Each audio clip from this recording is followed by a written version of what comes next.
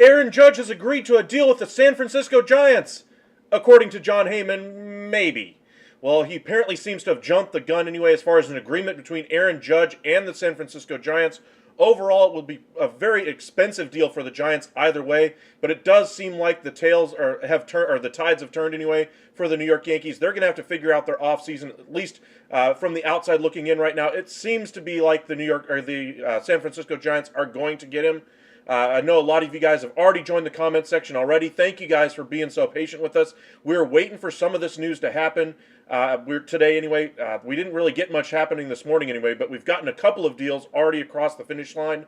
But appreciate you guys joining us here at the Upside. If you're just joining us for the first time, make sure to hit that subscribe button. We'll keep you guys updated throughout the winter meetings from the NFL, MLB, NHL, and the NHL. We'll keep you guys updated on just about every single one of these things.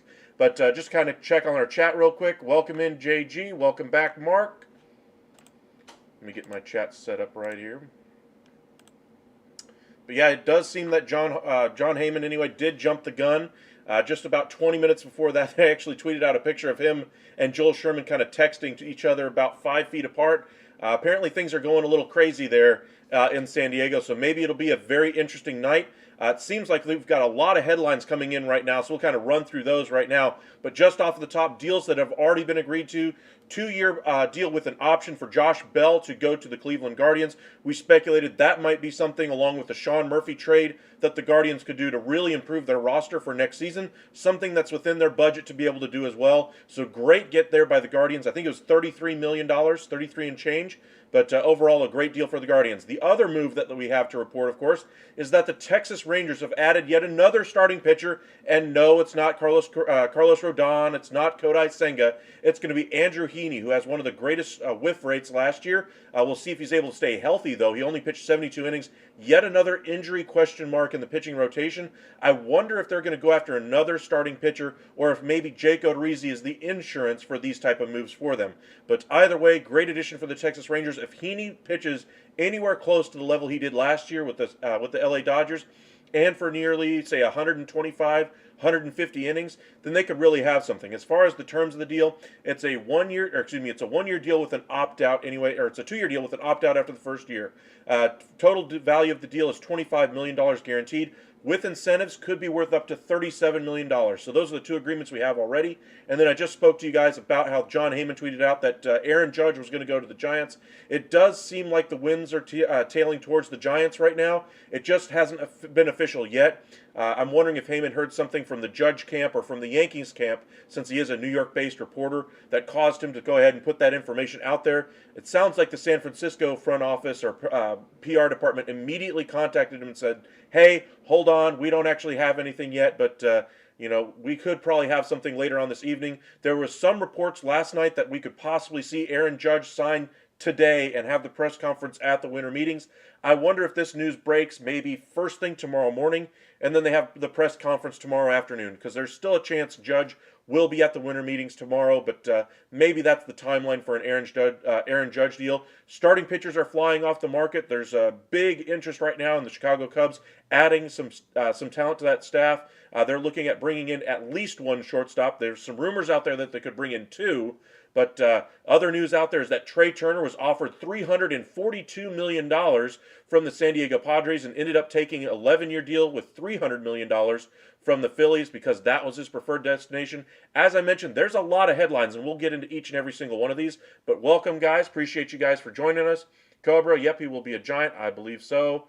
Fire him. You're thinking it's going to be 9 years, 370. I mean, it's Twitter, guys. I mean, I'm guessing he probably heard something from the New York side of it that, hey, maybe he was just informing the New York fans, or the New York front office anyway, that, hey, if you're not going to match this offer, I'm going to go ahead and take the offer from the Giants. And he may have gotten that side of the equation first until Judge puts pen to paper, though, with the San Francisco Giants. He's still a free agent, so we'll see where it ends up going. You lost faith in Heyman. I lost a little bit of faith. He's still one of my favorite reporters as far as baseball. He is very good, usually very accurate with his information, but this is the age of getting things done first on Twitter, and that's not exactly a great thing, I'll put it that way. You think Heyman should be fired, but news like that wouldn't just come out of nowhere. I think the judges of Giant will start crying if it was all about the money for Judge. I don't think it was all about the money. I think that's what is his long-term plan when he got into the major leagues. You saw the Time article anyway when he was the athlete of the year. I forget whatever he was named anyway. But in that article, he said in a 10-year timeline, he said he would be married in 10 years, and then he would be a San Francisco Giant in 10 years. Well, now's the time for him to become a Giant. Maybe it's just ultimately what Aaron Judge wanted all along. The buddy from last night said the Yankees may have a big offer for another outfielder other than Judge. I think that's what sparked it. Well, that was, remember last night the New York Yankees were speaking with Brandon Nimmo. So maybe that's the upside play for the Yankees to try to replace Aaron Judge. Is Brandon Nimmo Aaron Judge? No. Smoke screen to create drama? Possibly, but this is a winter meetings that's going to have a lot of drama tonight and tomorrow. Welcome in Gaming. Appreciate you for coming back. What do you think the Giants do after they sign Judge? Well, I think they're going to be in there for the at least one starting pitcher. I think they're going to try to bring in a guy like Kodai Senga. I wonder if Rodon's price is just a little bit too high because they still want to add a shortstop as well. They're at 120 right now. Say the Judge deal comes in at around $40 million annually. That still leaves them around $40+ million to spend without going into the luxury tax. You think Bellinger is going to the Jays? Well, he has had meetings with 3 different teams since the winter meetings began. He's met with the Cubs, the Blue Jays. I want to say the Giants were the other team in the mix. Welcome in, Niner gang. Sorry about Jimmy Garoppolo.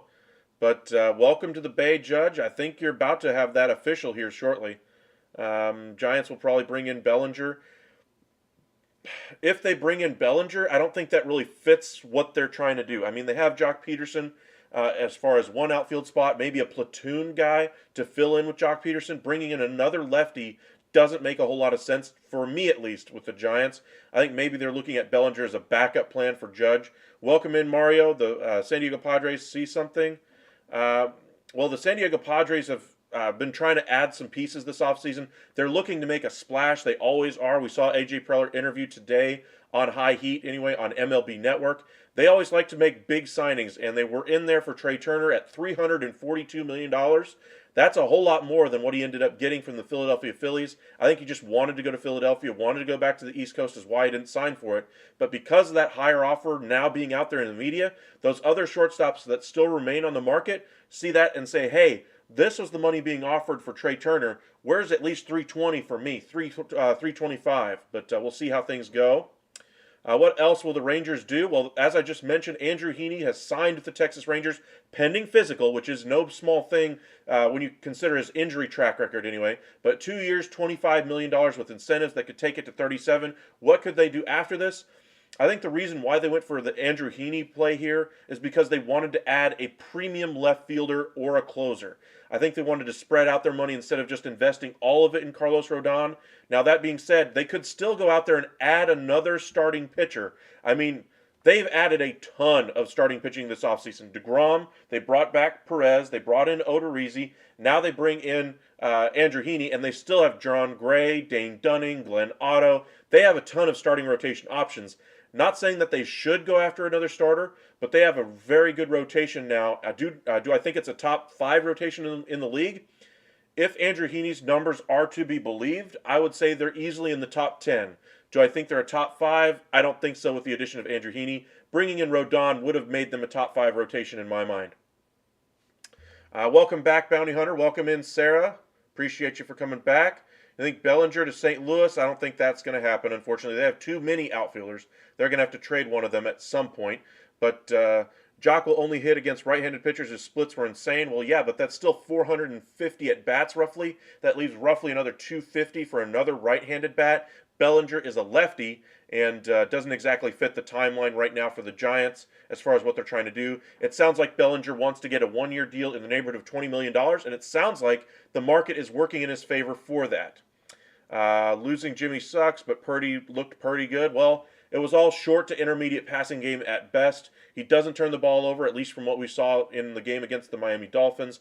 But maybe they'll bring in somebody, but it looks like they're going to stick with Purdy for now, and maybe you get Jimmy back for the playoffs. At least there was a report of that today. What are the chances of a trade for Corbin Burns? Corbin Burns, I think, is very unlikely to be traded. I think he's the one guy out of the Milwaukee Brewers. If I was the GM there, I would not move. I would rather move Willie Adames. I'd rather move Brandon Woodruff. He would be the one guy I want to try to get extended because he is the ace of my pitching staff. You wonder what the Cardinals will do. Well, it sounds like they're front runners for Wilson Contreras. We'll get into that a little bit later. But Wilson Contreras is a very good bat. Doesn't exactly hold it down behind the plate, but I wonder if he goes to St. Louis and learns a little bit from Yadi Molina as far as kind of the tutelage of the the Cardinal way and those kinds of things, and improves behind the plate a little bit. But it sounds like they're leaning towards bringing in Wilson Contreras as opposed to a guy like Sean Murphy. Winter meetings are indeed going to be fun. Guardians do get Josh Bell. Great first base option there. Heads back to the East Coast. Or heads back to the Northeast, I should say, anyway. Cardinals are apparently favorites for Wilson Contreras. Yes, that's what we just went over. Winter meetings are definitely going to be fun. This is what this feels like what Rosenthal did with Max Scherzer to the Padres. Somewhat. I mean, all Rosenthal really said at that point was that it was basically an all but done deal, and that's essentially what it was. There was truth behind that rumor for Ken Rosenthal. However, at the very end, of course, the Dodgers ended up coming in and getting him. My buddy just told me the Giants fan will be very, very happy very soon. Source is a starting pitcher for the San Francisco Giants. Won't name names, but his agent is relaying it. Really? All right, James. Okay. Starting pitcher for the Giants. I wonder if that means maybe a guy like Kodai Senga. There was an article I just read anyway that the agent for him, Wolf anyway, put out there that he's already got offers in hand over $20 million a year at 5 and 6 years in length for a 31-year-old pitcher who's never pitched in Major League Baseball. Just out of this world as far as total value of a contract given his experience. Will the Orioles do anything? We have trade pieces. I think you're going to add around the fringes, but I don't think you're going to trade away any of your prospects. I think you're going to try to add a mid-rotation starter. I think you're going to try to bring in a corner outfielder, maybe a guy like Bellinger, maybe a guy like Eovaldi or Tyone. We might get a signing of Eovaldi and Tyone at the winter meetings. But it seems like that second and third tier of the pitching market right now is starting to warm up as well. Got a whole bunch of notifications in the last just moment or so give me just a moment.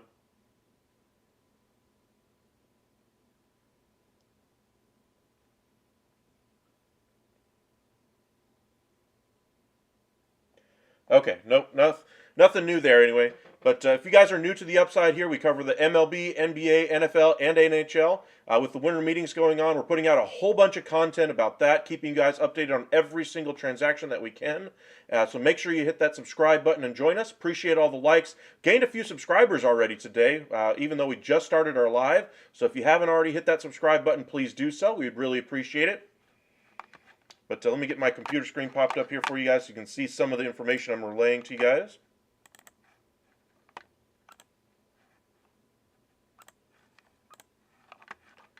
All right, so again, no decision yet on Aaron Judge. You can see the timestamps on it. 4:26, John Heyman says, hey, he appears to be heading to the Giants. Then 2 minutes later, hold on, let's wait for just a moment.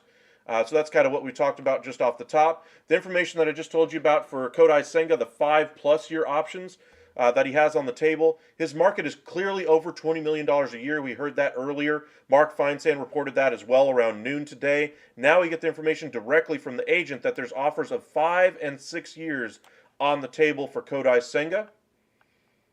Yankees did bring in a relief pitcher, Tommy Kahnle. This will be his second stint for the club. Welcome in John, OBJ to the Cowboys. I think that's very likely at this point. Now the question of whether or not he'll be healthy enough is another question altogether. The Cowboys internally are starting to have doubts as to whether or not he'll be able to compete even in the playoffs because of his health status, but the Cowboys still want him either way, it seems like. How much do you think Ohtani will get if your team, can you spend $45 million on a year? He's a position player and a starting pitcher. Next year he might break Major League Baseball. I think he gets $50 million next year. I think there's nobody like him on the market. I don't think there will ever be anybody else like him on the market. And he'll likely get, I believe, $50 million annually, probably in the neighborhood of a 6 to 8 year contract, just because that number is absolutely out of this world already. So maybe an 8-year deal at 50 gives you $400 million. Total value is really high.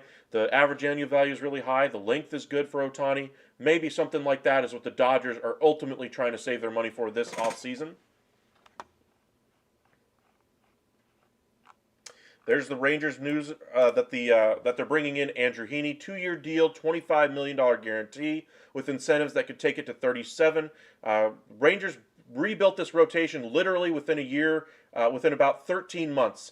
Every piece in that starting rotation is a new addition, and they should be much better as far as the starting staff. Now, they still have issues as far as their left field they need to solve. Mitch Haniger, I'd say, is the front runner right now to be your starting left fielder in Texas. I would say they're going to add a closer at some point as well. But I'm curious to see what option they end up going with back there. We talked a little bit last night about the possibility of Liam Hendricks, about Bednar from the Pittsburgh Pirates. There's some good, some good options anyway on the free agent market. Aroldis Chapman, Kenley Jansen, Taylor Rogers, Zach Britton, etc. But for me, I would probably go the trade route. Gregory Soto from the Tigers anyway is another one as well. Swanson to Cubs or Cardinals. I don't think Swanson's going to go to the Cardinals. I don't think they're going to be playing at that number for a shortstop at this point. I think they're trying to go after Wilson Contreras, and since they're not going the trade route to bring in Sean Murphy, I think the money that they would have had to go after a shortstop will be committed to Wilson Contreras. And so I think Edman will be your starting shortstop next season. As far as the Cubs, I think they're going to be right there. For Carlos Correa, I think it'll be between the Yankees, Giants, Dodgers, and Cubs for Carlos Correa. I think we're probably going to see a deal in the neighborhood of 10 years, $300 million and change. So we'll see where he ends up going. Twins are also very much interested in bringing him back. The Twins are being very aggressive so far this offseason. They haven't brought anybody in, but they're in every single conversation out there. Welcome in Michael Swanson to the Red Sox. No, you're going to move Trevor Story over and have him as your starting shortstop next season. I do believe you're going to bring in a second baseman at some point. Padres will go for Ohtani if we don't get no one this offseason. Well, you're going to add somebody this offseason. I think you might have an outside chance to bring in one of those shortstops. But if they don't add anybody, they could save a little bit of payroll, get the extension done for Soto, see if they can work around the opt-out Machado has coming up, and see if they can get a long-term deal done. If they get Ohtani on top of all that, Padres could very well be considered a favorite in the NL West within the next year or two. The buzz in the lobby is that that judge has made the decision. I'm thinking we're going to find out real quick. Yeah, I'm very excited to see that news, see what the numbers actually turn out to be. But got to wait just a little bit more, it looks like. My guess is here it's, 5 o'clock Central Time, so 3 o'clock on the West Coast. Maybe around 5 o'clock we get some contract terms, maybe get the official agreement, and then tomorrow we get the introduction of Aaron Judge to the San Francisco Giants in a press conference. Welcome back, MVP. Saw your comment on the other video. Appreciate you guys for hitting that like and subscribe on all of our videos. Really does help us out. So if you haven't hit that subscribe button already, please do so. We're trying to do this thing for you guys full time. The more you guys do that kind of a thing, the more I can do this for you guys. Really does. It really does help us out, and I really do appreciate it. So thank you very much. Chicago Bears, John Heyman, I bet you he hopped on a plane and got the hell out of there. No, I think he heard something probably from the Judge or Yankees camp that something was moving, and he didn't get confirmation from the Giants side of it, and kind of went with the Giants information. My guess is he was told by somebody from the Yankees side of the negotiations that he was going to go to the San Francisco Giants, and instead of waiting for confirmation from the Giants, he went ahead and posted it. I mean, you saw his post that he put out there. A certain word I'm not sure I can say on YouTube or not, so I'm not going to say it, but you can check out that tweet, and basically retracted it just a few moments later, and set the baseball world on fire for a moment. That's the word he kind of used. But yeah. So those are kind of your headlines right now. Also, the Josh Bell signing for the Guardians. Diamondbacks are said to be interested in Sean Murphy as well. Sean Murphy's got a very healthy market. More and more teams seem to be getting interested in Sean Murphy because the catchers on the market aren't exactly thrilling them from what I'm reading. Wilson Contreras, a great bat. Christian Vazquez has a very healthy market. 8 to 9 teams, but he's not considered an elite catcher. Sean Murphy is a fantastic catcher, pretty much from top to bottom, offense and defense. 3 years left of control, cost certainty at a tough position, can receive good pitching as well, and he's going to command a healthy price anyway. A's are going to do well in that trade. You want Bogarts. Tatis might play the outfield permanently. I think he's going to play the outfield period if he stays in San Diego. But if you get Bogarts there, maybe you move Kim at some point. Maybe he just flexes over to first or second, depending on what they do with Cronenworth. But Bogarts would be a great get for them. Rangers did get a good one in Andrew Heaney. My question is his health. I mean, you already brought in one injury red flag with Jacob deGrom. Of course, they still have the fallback of Jake Odorizzi, who's kind of an innings eater type. Still can give you probably a 3.5 to 4 ERA on a good year. And maybe that's kind of their injury safeguard, if you will, to kind of plug him into that rotation. But right now, as things stands, he's your number 5 starter in the rotation. They have about 3 or 4 guys they can call up from the minors that started on their staff this year. Dane Dunning, Glenn Otto, Cole Raggins, and then of course they got their elite starting pitchers at the AAA and AA level already. Jack Leiter, Kumar Rocker, Brock Porter, Owen White. There's a whole list of those starters coming. Rangers look good as far as the starting staff, which is why I'm wondering if the reason why they didn't go after Carlos Rodon as heavily as I might have, just to give them a really great 1-2-3 with DeGrom, then Rodon, then Perez, is I wonder if they view those young starters as having an ability to come up into the majors and make an impact, because it's only a 1-year option with an opt-out for Heaney. And, of course, they got Odorizzi on a 1-year deal as well. So there are some spots in that rotation that could open up if one of those starters hits it off. And if, say, Andrew Heaney plays great and opts out of his deal, of course they can turn around and re-sign him next year at a higher rate, of course, which, you know, if you're the Rangers, you want to get him in as low of a rate as possible. But a great deal all around for Texas. They're trying to compete for a wild card spot. I'd say they're probably not going to be able to compete for the division. I think they're probably a year away from being able to do that, depending on how they progress this year and how Houston adjusts to life without the likes of a Justin Verlander or a Garrett Cole at the head of their rotation to take all that pressure off of those young guys. But Valdez is an excellent starting pitcher for Houston, but we'll see how they end up doing. Mariners are going to be much better in the AL West as well. Angels, I think they're still spinning their tires out there in LA. Unless they make the addition of Carlos Rodon, I think that Angels team is still going to finish at best 4th in the division at this point. Athletics have pretty much resigned themselves to being in the cellar. They'll be getting a top draft pick as well at some point. Draft lottery, I believe, is tonight, if I remember correctly. That'll be very exciting to see who ends up getting the top pick. I am a fan of the Texas Rangers. I think the Rangers only have like a 6.5% chance of getting the top pick, but just imagine after getting a guy like DeGrom, bringing in Seager and Simeon last year, adding Perez, Gray, etc., and then still going out there and getting the number 1 overall pick. The Rangers' future would be very bright if that happened, but again, they only have like the 6th or 7th best odds. First year of the draft lottery, so we'll see how things go. Susan Slusser, noted Oakland A's reporter, former president of the BBWAA, and looks like Judge could be going to the Giants. Michael Kay is saying the Yankees are still in play. It sounds like a lot of New York reporters trying to save face, I'll put it that way. They've been doing that for probably the better part of the last 24 hours.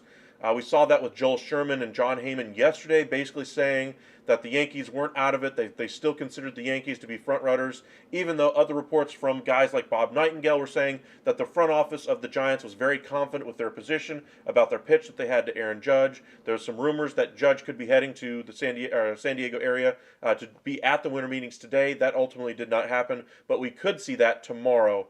So if that happens, I would say 9 times out of 10, that likely means he's going to go to a different team than his current one.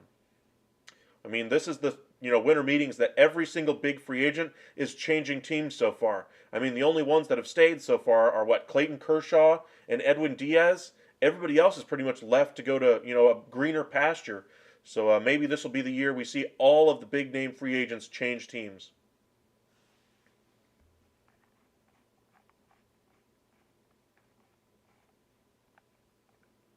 Nationals trying to add some veteran pitching there with Jordan Lyles. There's the article on the Josh Bell signing. 2-year, $33 million guarantee. And there's the opt-out after the first season of the deal. Remember, he has hit underneath 200 when he went to the San Diego Padres. First half of the year, though, with the Nationals, hit over 300. So we'll see if he's able to get back to some level of consistency. Welcome back, Mark. Your Rangers are doing well. I want my Mariners to trade for Reynolds. I don't know if I would trade for Reynolds. I don't know if you have the pieces to do it. I think that would completely gut the rest of your prospect base. But I think you could go after a guy like Brendan Nimmo and really help solidify that outfield. But it sounds like they may be going a little bit cheaper there in the outfield with a guy like Michael Conforto or an Andrew Benintendi type, rather than going 4 years at $80 million total or 5 years at $100 for Brendan Nimmo. Where do you think Senga goes and Bassett? Senga's market includes 6 teams right now. I know the Mets, Rangers, Giants, Cubs, Red Sox, and I can't remember the 6th team. Is it the Jays? I think it's the Jays that are all still in there for Senga. I think Senga's got a real chance to go to the San Francisco Giants. I think the Padres are going to be right there. Cubs really need to add some starting pitching, and maybe they're the team that's willing to go the extra years to lower that AAV for Senga. But Senga's looking for a chance to win, so kind of keep that in mind as well. As far as Bassett, I think he's going to get a 4-year, $80 million range deal, maybe 4-year, $90. The Padres seem like a great fit, coming back to the Mets as well. The Phillies seem like a good option. If the Yankees want Judge to leave, then I'm being a San Francisco Giants fan. Well, I don't think they want him to leave. I just don't think that they're going to be able to retain him at this point. It seems like everything's pointing to Aaron Judge leaving the New York Yankees. And we saw the articles come out today as far as background as why Judge may want to leave from the beginning. Anyway, is that a year ago, just before the season began this year, right at opening day, they had an offer, 6 years, $213 million on the table. Brian Cashman put it out there in the media that was their last offer to Aaron Judge to try to get him extended. The reason why he let that information out there is because New York fans were basically eating him alive. He didn't want them to say, we're not trying to, bring him in. We're not trying to be cheap or anything. We're giving him a good representative offer. And he let that out to the media. Well, Aaron Judge's people have let it out today that really irked Aaron Judge, that news got out to the media as far as what the offers actually were on opening day. He thought that was unprofessional, didn't like how that made his free or may have tainted contract offers he would get in free agency after the year. And I think that was the first domino to fall this morning that really let you know the Giants thing is real. There is real interest, of course, from the Giants and among other teams, but that the Aaron Judge piece of it, he might be more interested than what has already been led on in the media. And so by Brian Cashman doing that at the beginning of the year, now to getting the extension through 2026, I don't think he's going to be fired, but I think there should be somebody who should be held to account for what happens with Aaron Judge. Hal Steinbrenner is heavily invested in that as well. I hope we go Texas Rangers method and get 2 shortstops. That would be a great option for you. I wonder what you do with Nico Horner. I mean, he was one of my favorite prospects the Cubs have brought up, that they've had in the last 3 or 4 years. And I think they might have ruined him just a little bit by forcing him to play out of position at shortstop.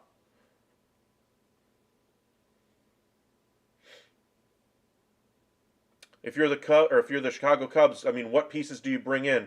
Do you go with Bogaerts and Correa? You move Bogaerts over to second, you move Bogaerts over to third, or Correa to third, put Bogaerts at short. I don't know which way you'd end up going. I'd probably put Correa at short and put Bogaerts over at third if you did get both. But that's roughly $60 million in salary without a dime of it going to your starting staff. That includes a couple of AAA pitchers at the number 4 and 5 spot. They need to address their starting pitching before I would address anything else. The Rangers method, of course, they addressed their bat need that they had. Of course, there weren't any really great starting pitchers options on the market last year that they were really in on. The best one that they were really rumored to be in on was Clayton Kershaw as well. But they went ahead and they took the opportunity where they could and got their shortstops last year. This year, they went ahead and added to the starting staff. Welcome in, Daniel. Appreciate you for joining us. You read yesterday he chose Mets. Who are you referring to? Judge? No. Judge is choosing between the Giants and Yankees, and it looks like he's made his decision. We're just waiting for the official announcement at this point.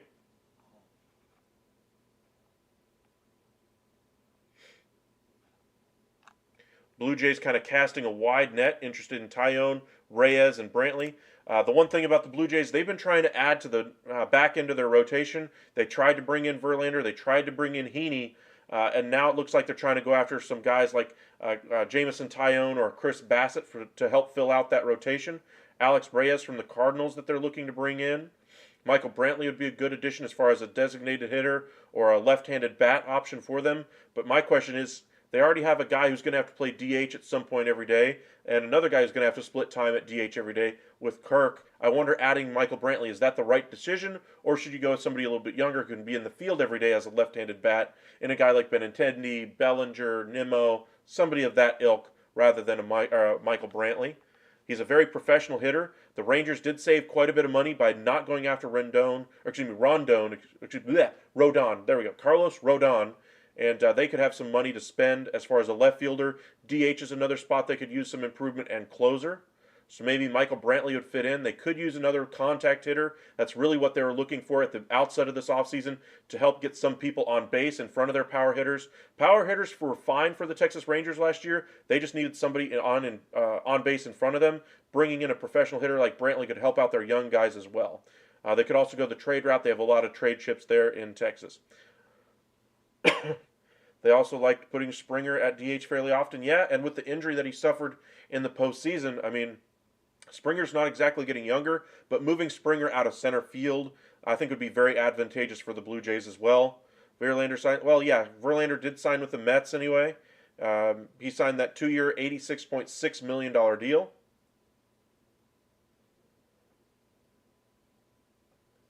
But yeah, Chicago Bears, I was talking about how that if I'm a Cubs fan, I want them to go after a starting pitcher in this market. I think Rodon or Senga, you have to get one of those two to help make your team a little bit more representative. I mean, that starting staff needs some work. Unless you're going to go for back-end starters, build from that way, which, again, I don't see that as a great option for them. I mean, maybe they could bring in a Tyone, but they need to add to that front of that rotation. Appreciate it, John. Thank you very much. If you guys are just joining us for the first time, make sure to hit that subscribe button. It really does help us out. I mean, I don't know if you guys know anything about how YouTube works, but the more of you that subscribe and like the video, the more it helps us out. As far as I'm in the review process for YouTube to finally be able to get monetized. I've literally been doing this for a year, literally for free. And hopefully I can do this for you guys full time and make a lot more content for you guys and keep you guys informed as to what's going on. But go ahead and hit that subscribe button. It really does help us out. Those of you who've been around for a while, Mark, I know you've been around for a while now. Ramon, I know you've been here for a while now. A lot of you guys have been part of this community for a significant chunk of time. And I just wanted to say thank you guys for joining. But make sure to hit that like button as well. See if we can boost our number of people viewing and see if we can grow this community a little bit. Let's kind of see what other headlines. There's been a lot of headlines today anyway. There's another pitcher they're interested in, Kyle Gibson, as a back-end option.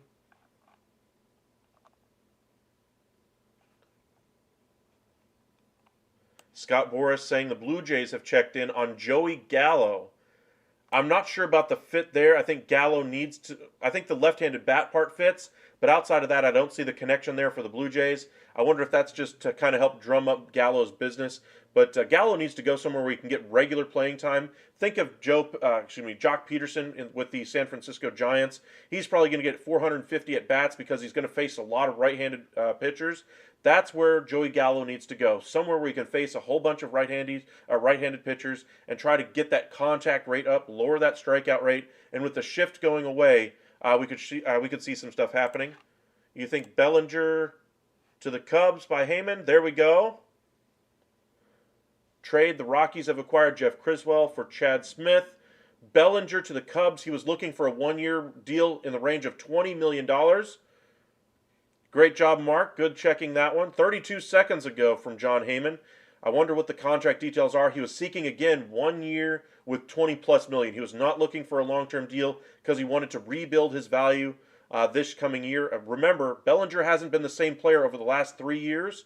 And maybe he'll get back to his MVP form. Cubs are going to need an outfield bat at some point. Here they do get that person. My question then becomes, do they move a guy like Ian Happ to bring in a starting pitcher and then go after a guy like Brendan Nimmo to fill his spot. But there's a lot of things the Cubs could do to help improve their organization. Bellinger to the Cubs. Still waiting to see what the actual terms of the deal are. Gallo to Texas, possibly. They do need a left fielder. Gallo, even with his horrible numbers last year, would have been better than anything they had in left field last year. That tells you just how bad the Rangers were in left field. They were a full 100 points lower in OPS plus anyway than any other team in left field for a 162 game season. They were abysmal. I'm sure they'd like to have Bubba Thompson up at the major league level playing as the fourth outfielder, but he's not an everyday player. And I think they want to add at least one more bat to that lineup, which is why they went with Andrew Heaney as opposed to Carlos Rodon.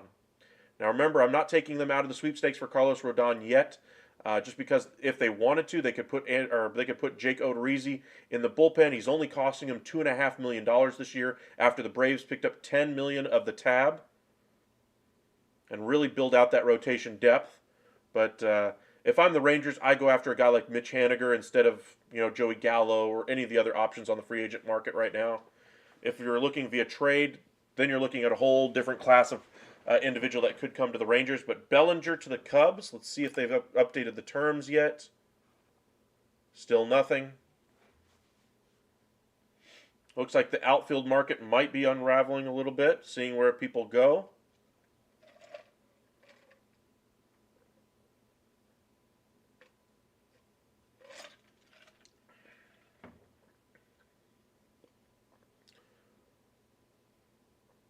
Are you definite of Judge going to the Giants now? I would say I'm about 99.9% sure Judge will end up with the San Francisco Giants, barring some weird change. Now we'll see what ends up happening, but for me, it sounds like Judge is going to be a San Francisco Giant. The Yankees, it sounds like, may have let some of the information out from their side that they believe Judge is going to go to the San Francisco Giants. That's why I believe John Heyman put that tweet out. Didn't reach out to the Giants side for the confirmation from that side of the equation, but I think that's what we're going to end up seeing before the end of the day, is something's going to happen there. Welcome in, Willard. Appreciate you. Do you think the Astros are going to sign a shocker, Gary Sanchez, a legitimate powerhouse home run hitter, and would give Houston a true power-hitting catcher? Possibly, but it sounds like Wilson Contreras could be going to the St. Louis Cardinals. They're expected to add a catcher at some point. That's the Houston Astros anyway. Maybe they circle back to Christian Vazquez. I thought that the experiment there didn't really work out to their liking, though. And maybe they trade for a Sean Murphy, but we'll see how things end up going. John Heyman should be fired? No, John Heyman shouldn't be fired. John Heyman just was a little bit early. I mean, in a day and age where everybody's interested in getting the first Twitter out there, the first tweet about where he's going, about the contract details, etc. That's how these reporters get paid, and I think they need to change the way they go about it and more focus on the accuracy of the information as opposed to who's first with the information. Because you saw his first tweet, it didn't even say Aaron Judge. You can check the spelling on it just to show you how fast he tried to put out that information. Passan has the Bellinger information. Let's see. 1 year, 17.5 from the Cubs.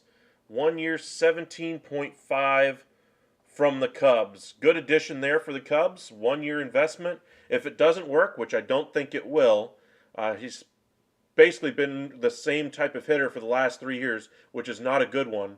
And hopefully he can rebound himself after getting out of LA. Maybe just a change of scenery is what he needs at this point of his career. But if he ever gets back to, say, like a 260, 270 hitter, then we're talking about another good, positive force in a lineup. Now, if he gets back to over 300, then we're talking back to the Cody Bellinger of MVP form. I don't think he'll ever get back to that level, but I think we're going to see a lot of 220, 215 averages from Cody Bellinger the rest of his career. Hopefully he has this one-year deal works out for him, because he had multi-year offers on the table that he turned down.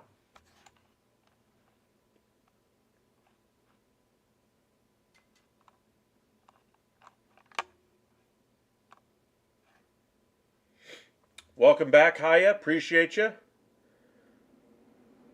What's the latest on Kodai Senga and Rodon? Rodon's market consists of about 6 teams. Now that the Rangers have signed Andrew Heaney, I wonder if they're going to cool their pursuit just a little bit.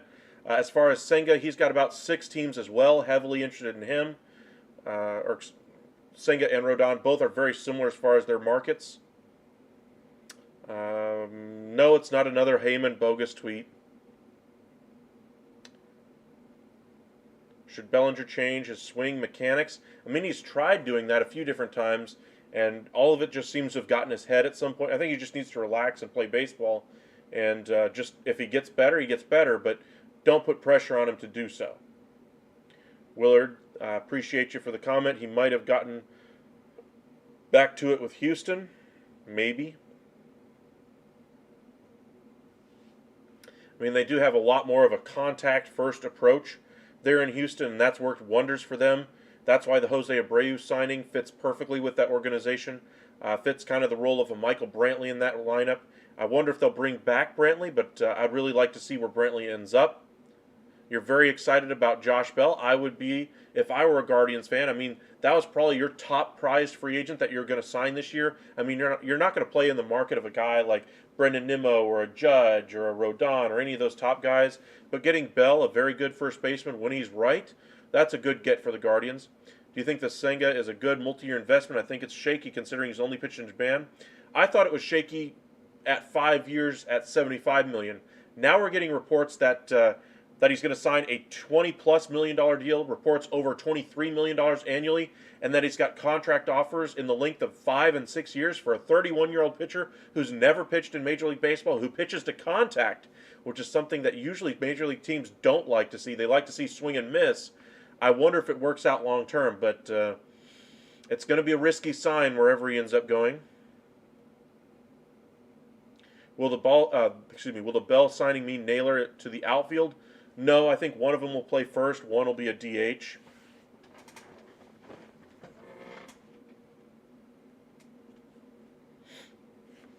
Let's just check and see if anything else is broken here in the last few minutes.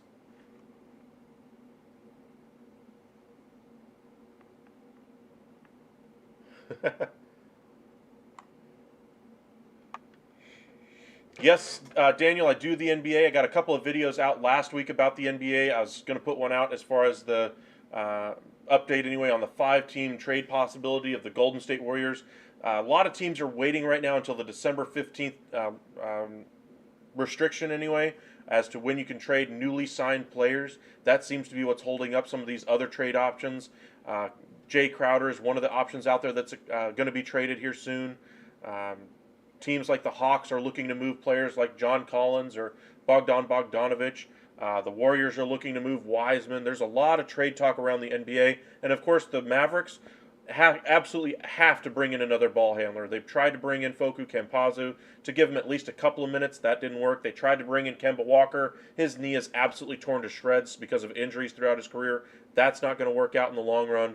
They need to replace Jalen Brunson in that lineup, so we should see some trades around the trade deadline that are going to be significant.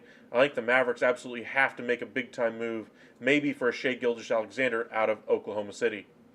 I'm so nervous about Judge thing. I think he's going to sign in the next 3 hours latest. I would have to agree with that. I think it's probably going to happen here within the next hour or two. We will probably be live for you guys here for another 15, 20 minutes, and then wait until that news to break or some other big news to happen. Once it does, we will immediately make a short little video about it and start our live immediately thereafter. Can I ask you a question? Back in the 90s when the Astros had Ken Kennedy at third, Steve Finley in center, and Roger Cedeno at short, and second base Craig Biggio, and first base at Bagwell. Yeah, I remember back to the Astros days like that. The Killer Bees. Welcome in, Joe. Appreciate you for joining us. As a Phillies fan, I can't wait to see what starting pitcher or pitchers they get. I think they're going to have to add at least another starting pitcher there as far as a number 2 or 3 type starter there for Philadelphia. Their rotation was very top-heavy last year. Syndergaard didn't really work out as well. Gibson didn't have a great year after his resurgent career in the Rangers, and then the subsequent trade to the Phillies. Just didn't look like the same pitcher he was in the first half of the year, a year and a half ago with the Rangers, and then last year, an ERA over 5. I hope he stays in New York, not going to lie. Well, I don't think Judge is going to stay in New York. Sorry, it looks like Aaron Judge is going to be heading to San Francisco. Do you think if a strike hadn't happened and Houston could have got Randy Johnson and Bagwell, would they have won the World Series? I think is what you're trying to ask me. Would they have won the World Series in that strike-shortened season? No, I don't think so. They were still in the National League at the time. I think the Braves were a better team at that time as well. I think you'd been talking about a World Series team, another World Series championship in that strike-shortened season.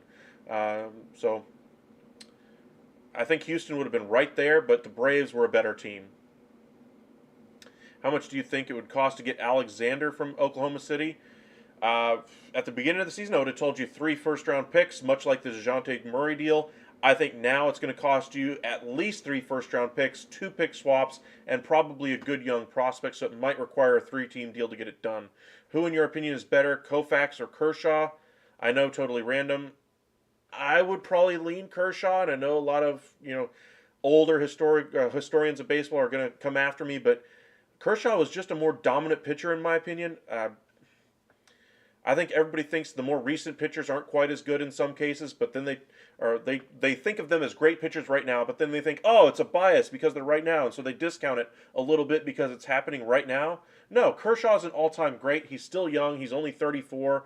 There is talk about him retiring at certain points, but I think he's evolved the way he pitches, and we're starting to see a very different Clayton Kershaw than we did 3 years ago. I think Clayton Kershaw's career could extend at least another 4 years just with the changes he made last year to the way he pitches.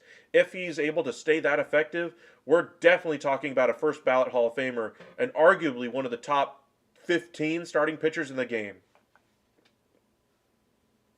What are my Mariners up to, brother? Welcome in, Deadly. Appreciate you for joining us. But as far as the Mariners, they're looking for an outfielder. They already got the American League Rookie of the Year winner, Julio Rodriguez. They brought in Teoscar Hernandez. They traded away Toro and Winker to bring in Colton Wong from the Brewers. They're interested in bringing in a Michael Conforto type, an Andrew Benintendi, or a Brandon Nimmo. That's kind of where things are for the Mariners. They could use a DH type as well, or a 5th starter. That's why they're supposedly on the outside looking in of the Senga market, but they already have a couple of good number 5 options there with Flexen and Gonzalez, both of which could be flipped if they brought in Senga. Do you think the Astros would have beaten the Braves and won the World Series earlier? I don't know. I still would have taken the Braves just because they had Fred McGriff on that team. That team pretty much was loaded from top to bottom. Starting pitching was at its peak. Welcome in, Ryan. Aaron Judge, Padres. I don't see anything about that yet. But it does sound like Aaron Judge is going to head out to the West Coast. More than likely heading to the San Francisco Giants.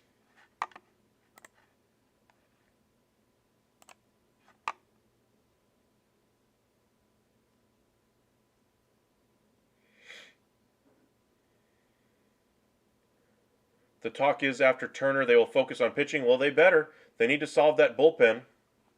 They need to address their starting staff. They lost Syndergaard and Gibson out of it. And even with those two, they didn't exactly have a world's best rotation, even with Wheeler and Nola at the top.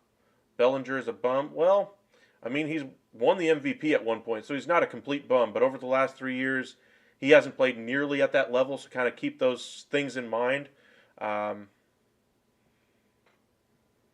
Anyway, I'm a Philadelphia fan in all of my sports homes, 45 minutes from the Philly Sports Complex. Okay. We've got a lot of Philadelphia fans as part of our community, so go ahead and hit that subscribe button. You'll have a lot of friends here.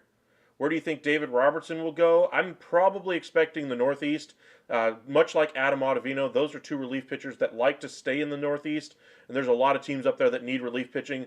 The Red Sox have been adding and adding and adding relief pitchers. The Yankees are going to have to add some relievers at some point. They lost Chapman and Britton in the offseason to free agency anyway. I don't expect either of them to go back to New York, so maybe Robertson could be a fit there. The Mets have to rebuild that bullpen. Same thing with the Phillies. So I expect him to stay up in the Northeast. Do you think Bellinger is a good pickup for the Cubs? Sure, but I think they need to address starting pitching more than anything else.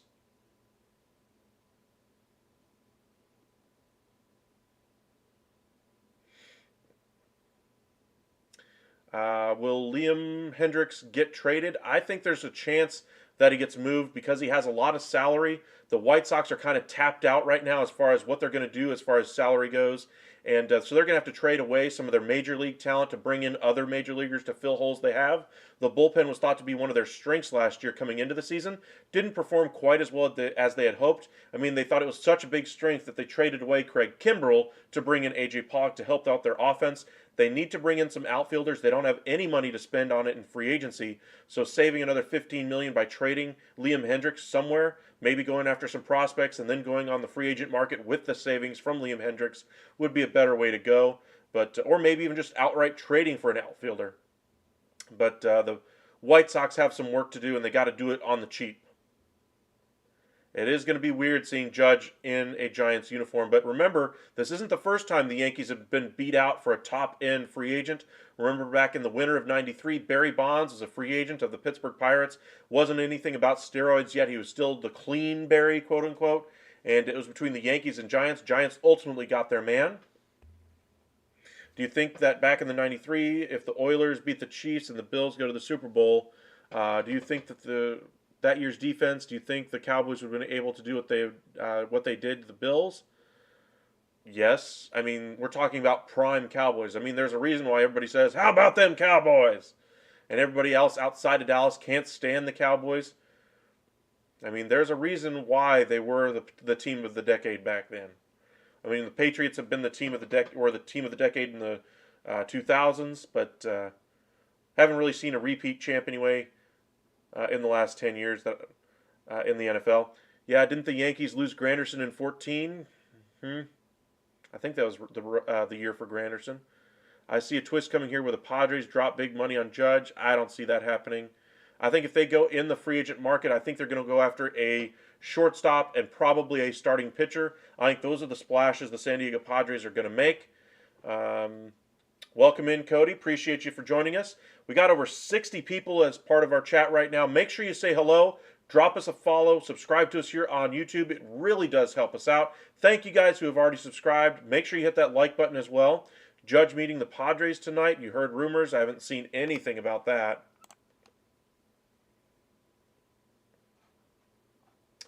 There's the report from Bob Nightingale. He had several multi-year offers for Cody Bellinger. Not surprised that he takes the one-year deal. I would have taken the multi-year contract if I was Cody Bellinger. I would have taken the security because I don't think his career is going to bounce back the way he would like. Do you think the Astros could shock baseball by signing Chapman? I'm not sure if that's a shock for signing Aroldis Chapman. I mean, it's Aroldis Chapman at this point. I mean, he was left off the postseason roster for the Yankees last year due to character concerns, issues with performance, etc.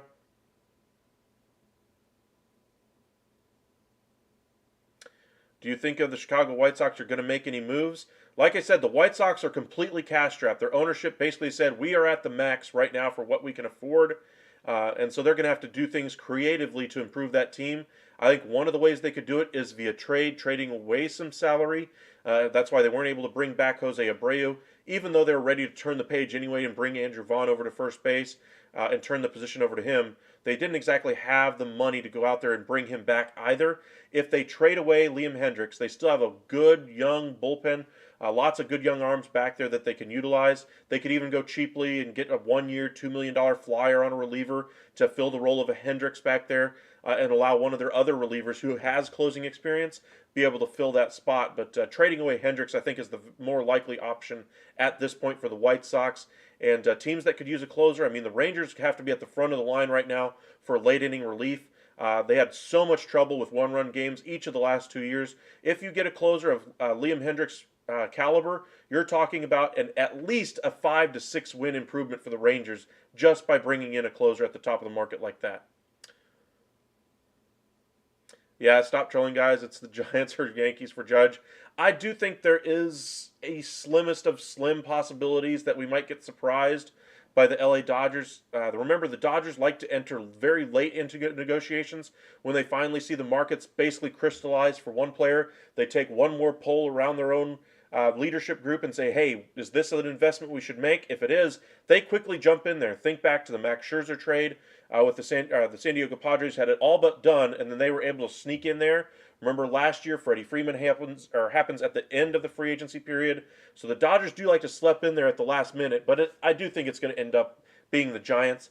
Yankees, I think, have fallen significantly far back, especially with the article coming out this morning of Judge's dissatisfaction with the job Brian Cashman did as far as negotiating the contract extension at the beginning of the season. Welcome in, Steven. Appreciate you for joining us. Welcome back, AJ's. Is this the big bat the Mets could get, or not being one of the shortstops? Who are you referring to as the big bat for the Mets? That's what I'm wondering.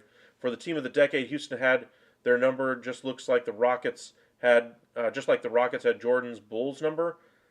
The only reason the Rockets won the NBA Finals anyway was because Jordan wasn't there. Period.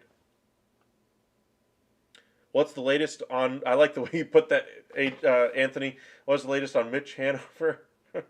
Yeah, I know you're talking about Haniger. As far as his market, it's still pretty much the same. The Rangers, I think, making the adjustment and going for Andrew Heaney instead of Carlos Rodon. I wonder if that basically makes it a certainty that Mitch Haniger could go to the Rangers this offseason. That would solve two birds with one stone, the same money that could have gone to Rodon. They split between two and still save a little bit more money, I imagine, on top of that to bring in a closer. So the Rangers are not done here at the winter meetings. I'm expecting them to at least make one more addition before the winter meetings end. Nimmo to the Padres. All right, Ryan. I know the Padres are trying to make something splashy happen, but I don't think there's any chance either of those happen. Is Liam Hemsworth getting traded? No, Liam Hendricks, not the actor, but the pitcher. I think he will likely get traded this offseason. It's the only real way that the White Sox can improve their team without sacrificing huge important pieces off of that roster. Now, Eloy Jimenez could be another one that they trade just because somebody might see the potential of an Eloy Jimenez, but they're gonna have to do some creative things to improve that roster. I don't like the Rangers now because they took DeGrom. Well, sorry about that, buddy. As a Rangers fan, I'm only a little sorry. Where's Bogarts going to go? And Correa? Correa, I would probably say Giants, Dodgers, Cubs, or Yanks, depending on how the Aaron Judge thing finally shifts out, and if the Cubs are really serious about spending money. I mean, the Twins are still right there as far as offer. I think they're going to have as good of an offer, if not better, than the other teams in the market for him. As far as Bogarts, I'm expecting that market to take a hair longer, just because I think he wants to see where the rest of these guys go at the top, and then take the pick of the litter of whatever's left. I was asking if there's any big bats available for the Mets to bring in. Well, they have to bring back their own and Brendan Nimmo first and foremost. If they don't, the only real option out there on the free agent market is Kevin Kiermaier for center. That's a big downgrade for the Mets, so I think they would be wise to go out there and bring in Brian Reynolds via trade. 5 years younger than Brendan Nimmo, very similar players statistically, as far as from the offensive side as well, which I found a little bit surprising. But 5 years younger than Nimmo would be the reason why I would go after Brian Reynolds if they lose Brendan Nimmo. But as far as improvements, they need to add at third base. They need to add at DH. I wonder if we see J.D. Martinez in a Mets uniform next year as their designated hitter.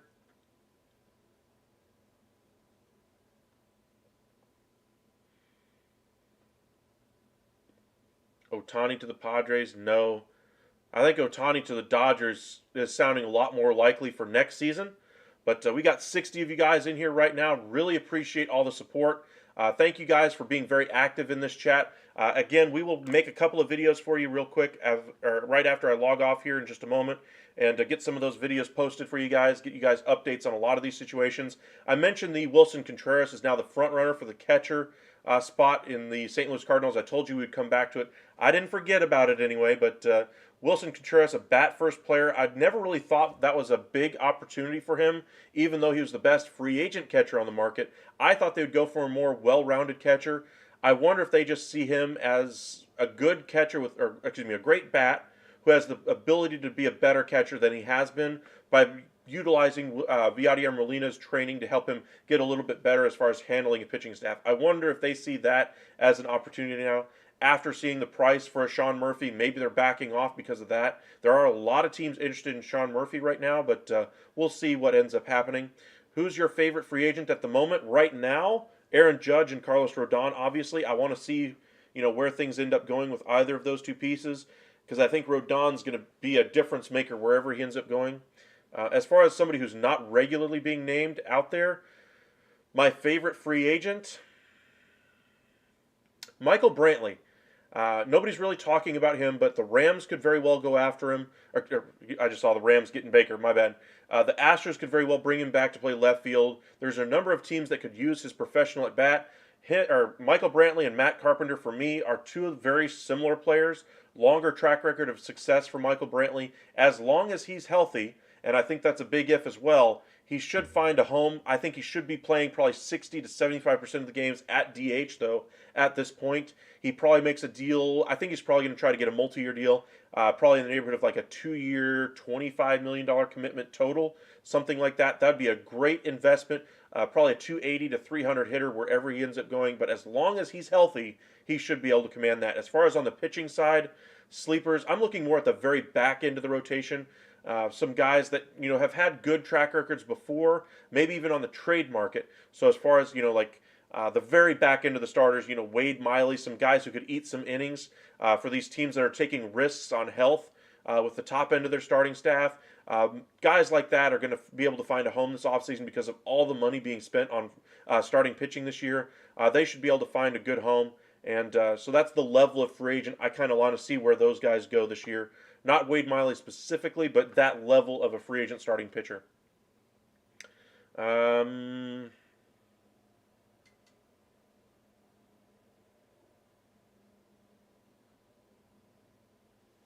Well, to answer your question, Willard, Jordan and Hakeem play two very different positions. And sure, it was a different man's game back then. Hakeem, of course, was the big man. It wasn't necessarily the guard, run and gun offense that we see nowadays. But I still think Jordan would have found a way to beat Hakeem. I mean, the only reason the Rockets actually broke through and won one was the years that Michael stepped away from the game. That's all there is to it. I mean, I was a Rockets fan back then, too. They had some great teams. Mobley. I want to see, what was his name? Mack, the shooting guard, as well.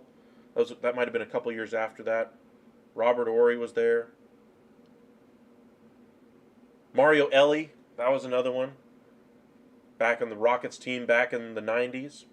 But anyway, we're just going to wrap it up here. Just going to check one more time just to see if anything's happened here. Still nothing as of yet. As soon as the Aaron Judge stuff happens, of course, we will be live. For those of you who are just joining us for the first time, make sure to say hello in the chat, say hi, and we'll see if we can get you taken care of. Follow us here at the Upside. Follow us at Upside SN on Twitter. We'll keep you guys updated on every single transaction from around Major League Baseball. Really appreciate all you guys for joining us over the past couple of days. We finally crossed the 1,000 subscriber mark. Let's see how high we can get it by the end of the winter meetings. But thank you guys for joining us again. As I mentioned, we will be live for you guys later on this evening. We'll probably start our live around 9:30, 10 o'clock this evening. Because, again, the West Coast is where the winter meetings are being held. That way we can be live for you guys as some of those news events break. If we get more news happening between now and then, we will go live as well. But make sure you drop us a like on the video. We really appreciate all you guys subscribing to us. And if you haven't already, please do. And we'll see you guys here in just a little bit.